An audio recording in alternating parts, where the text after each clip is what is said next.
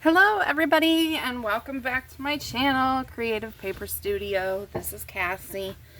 So it has been forever and an eon since I've done a video, but I kind of lost my craft mojo there for quite some time and I'm back in the game again. So I just thought I would bring you this quick little project because, you know, Tim Holtz dropped his new line recently for 2024. He had some really cute stuff, like his collage strips. Well, some of us can't get a hold of them because they're sold out everywhere, and others just don't have the money. So I have seen a couple of people on YouTube do this, Gail Augustinelli being one of them. I kind of want to give credit where credit is due. And so I figured we would make some. So here are some that I have been making. Just, you know, using up what I've got in my stash and just making some. So it's an easy project and I thought I would come on and show you guys. So for supplies, what you're going to need: a trimmer or a pair of scissors or both, a glue stick, some washi tape. We all have the washi tape and we never use it. Some papers, and the papers I've been using are from Temu. Now, I know everybody has shopped Temu and has these papers. We all jumped on that bandwagon and now we have them and we don't know what to do with them because, you know, they're small, they're real thin, you know, like they're not very good quality. So you're gonna need something for your base, and you can use anything from copy paper to cardstock to adding machine tape or receipt tape. And this is paper joint tape for drywalling, and I found this for $1.99 at a Goodwill recently and I picked it up, and so this is what I'm using. I just took them and cut them into like 9-inch strips. So you need your base, you need your papers, you need your glue. And how I cut my papers was I just took my papers that are the same size and my little cutter here, excuse me, and I'm just going to take them and trim them down at different widths. So that's a real tiny strip, and then you can make a wider strip, and I'm cutting several pieces of paper at the same time because, you know, they're thin. So you just cut up a bunch of these in whatever sizes you want. I try not to go too big with them, but you do want a variety of sizes because that's what's going to make your collage strip look good. So I have a bunch of those cut. I did those ahead of time. So the easiest way I have found to do this is to do the prep work first. So cut your base paper down. I'll tell you how wide this is just in case you want to do it with your own paper. So this is 2 inches wide and I've cut them 9 inches long. So I find the quickest way to do this is just lay your paper down, glue stick it, have your pieces of your paper pre-cut like I have mine, and then just lay them on however. Now this is a little bit longer piece of paper, so I'm gonna like lay it off to the side some here so I can cut this and then use this piece again. So I like to vary my sizes. So I have a big one and it's quite a big one, so I'm gonna do several thin ones. And you just make sure you get them lined up so they're straight, and if they match in color or not, it doesn't matter, because you're going to use these for cutting up or down the side of a page or whatever. So think about that. And it's really a thoughtless process, and it's really simple. You know, you don't think about it. You just throw your strips on there and go. So that was upside down. And they really don't take very long at all to make. Let's get some of this other stuff. Here's some writing. I like a variety. Here's a flower. Stick that on there. And then when you get towards the end, how I am, you kind of gotta think about how you want it to end, because you don't want a lot of paper sticking off the edge that you're gonna cut off. But so like this will probably be a nice piece. It'll stick over enough, but not horribly. So then I just kind of press it down.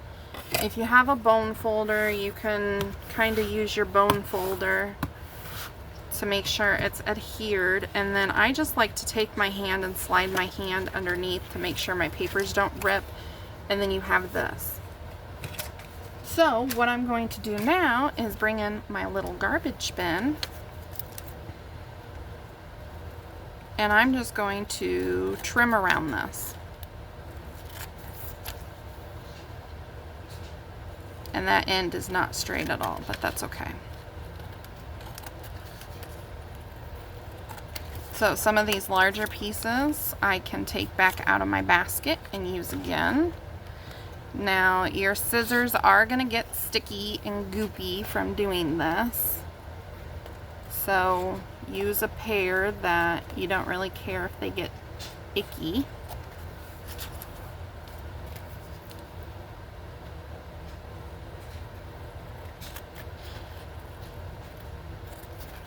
Alright, just about done cutting this.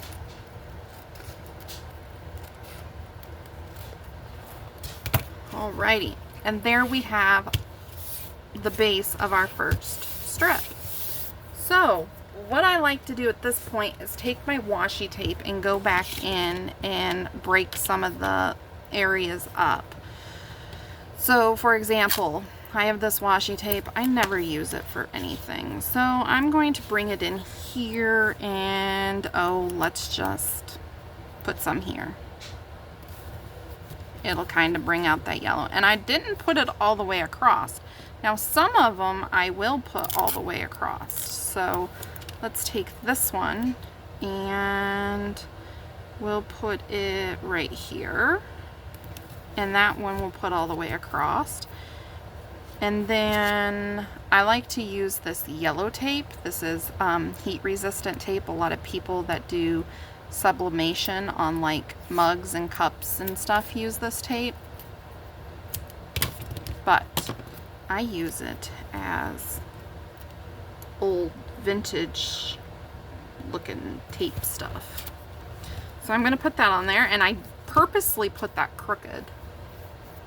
And then I like to use this black. It just for some reason pops, I think.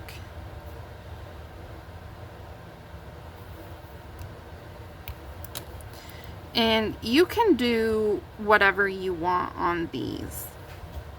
If you wanted to go back in with some of your stamps and stamp numbers and stuff on them, you could do that, which I might do. Tim Holtz also has paper strips, he calls them. So he has his collage strips, which are the bigger ones and they're wider. And then he's got his paper strips, which are thinner. And I plan on making some of those as well. So there I've got my strip. And now I can take this and use it in my book, down my page, or I can cut it up and use it in multiple places or anything like that. So I'll set that aside.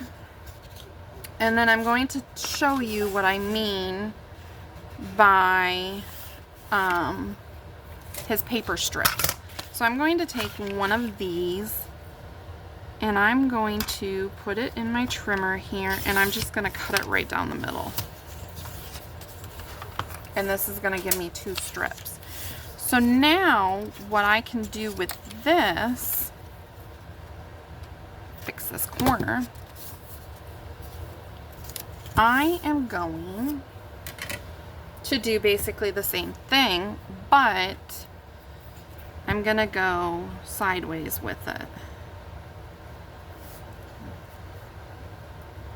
I haven't made one of these yet, but this was my idea with it. So I'm just going to take some of my papers and put them on here. I want the more neutral ones. So I'll just go like this and put that one there, and then let's find, well, there's this one we can stick right here, and then there's the end of this one we can use, and then we've got this area here to fill in. So let's find, is this wide enough? Looks like it. Okay, so now I'm going to trim this one.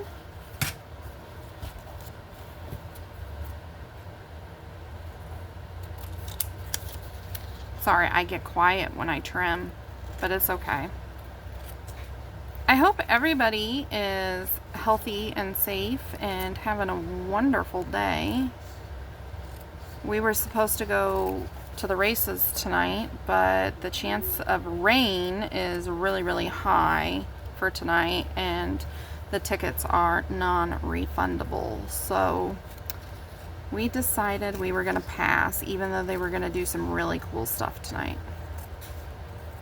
It's like a demolition derby type race night. So there's this, and then what I would do with this is take it and ink it. Where's my ink? I didn't plan on showing this part of it, so I don't have the stuff ready for this, but so my thought was to, of course, ink it, and then take my stamps and stamp on it.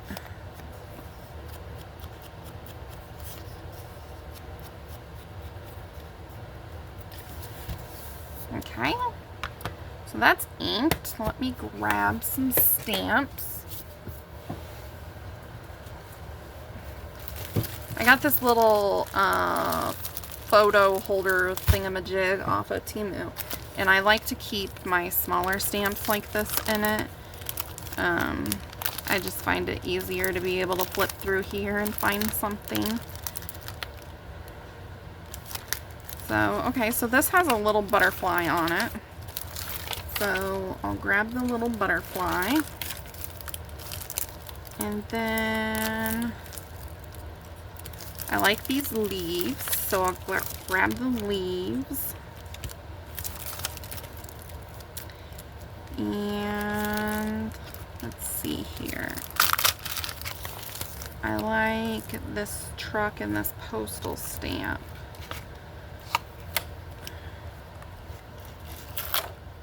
Okay, so I've got a few of those. Now let's find our ink.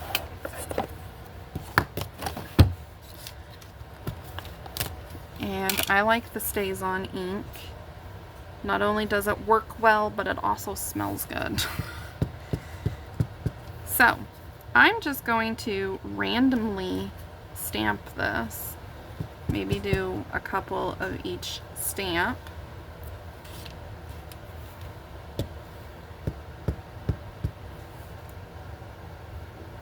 Oh, that truck just barely fits on there.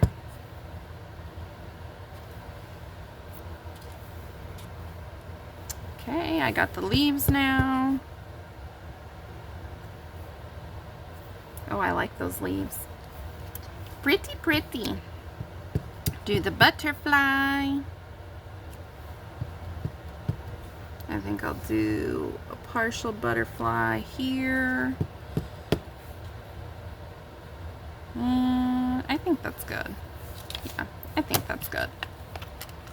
So then what you can do with this is use it as is along a journal page or put it on a pocket.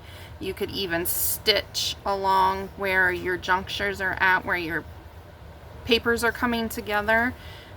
You can cut it and use it like you would a snippet roll or anything along those lines. And also you could take your stamps and stamp on the bigger ones too that are called collage strips.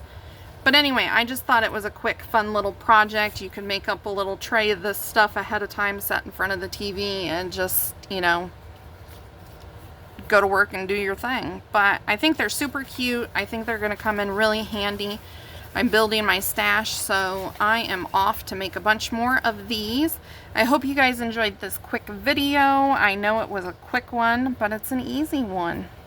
So until next time, guys, stay safe and keep it crafty, and I'll see you in the next video. Bye-bye.